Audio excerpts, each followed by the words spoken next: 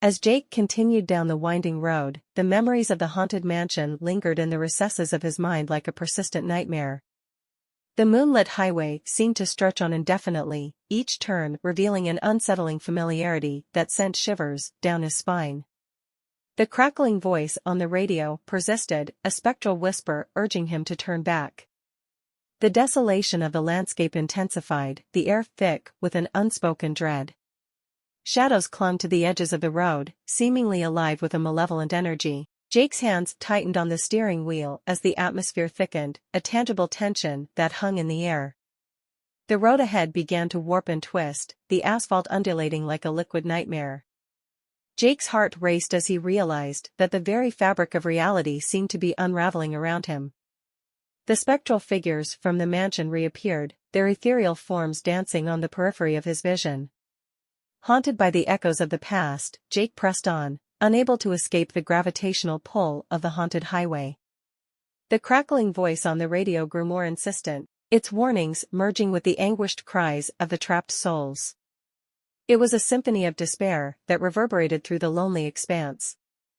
As he drove deeper into the night, the shadows along the roadside seemed to coalesce into tangible forms. Figures clad in tattered garments appeared, their hollow eyes fixed on Jake with a mournful intensity. They reached out to him, their spectral hands pressing against the windows of the car, leaving frosty imprints that lingered for a moment before dissipating. Desperation clawed at Jake as he tried to block out the haunting visions, but the spectral figures persisted. Their voices joined the cacophony on the radio, a chorus of sorrow that echoed through the haunted expanse. "Release us," they pleaded, their voices a haunting melody that seeped into Jake's very soul. The road descended into a shadowy abyss, the darkness enveloping the car like a suffocating shroud. The crackling voice on the radio escalated into a distorted wail, a chorus of tortured souls that seemed to surround him. Jake's surroundings became a blur, the boundaries between the physical and the supernatural blurring into an indistinct nightmare. Abruptly, the car came to a halt. The engine sputtered and died, plunging Jake into an oppressive silence. Panic gripped him as he fumbled to restart the engine, but the vehicle remained stubbornly lifeless. The crackling voice on the radio transformed into a guttural whisper, its words unintelligible yet laden with an ominous resonance. The shadows outside the car seemed to converge, forming a swirling mass that coiled around the vehicle.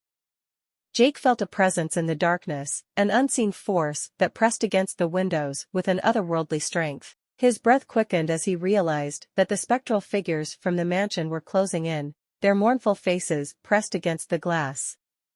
In the midst of the encroaching darkness, a figure emerged. It was the woman from the ballroom, her spectral form ethereal yet unmistakably real. Her hollow eyes locked onto Jake's, and a silent plea emanated from her ghostly presence. "End the torment," she whispered, her voice echoing through the void. With a surge of determination, Jake abandoned the lifeless car and stepped into the abyss. The shadows embraced him, and the spectral figures enveloped him in a chilling embrace. The crackling voice on the radio reached a deafening crescendo, a symphony of anguish that resonated through the haunted expanse. Suddenly, the darkness parted, revealing a surreal dreamscape. The road transformed into a swirling river of shadows, and the spectral figures melted into the ethereal landscape.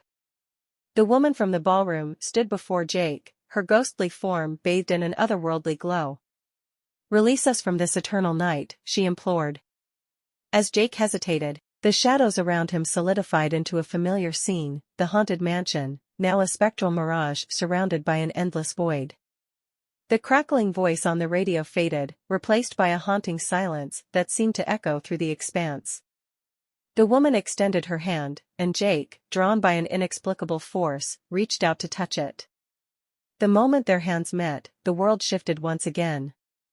The spectral landscape melted away, and Jake found himself back on the moonlit highway, the car's engine humming to life as if nothing had happened. Confusion clouded his mind as he glanced around, half expecting the haunted mansion or the spectral figures to reappear.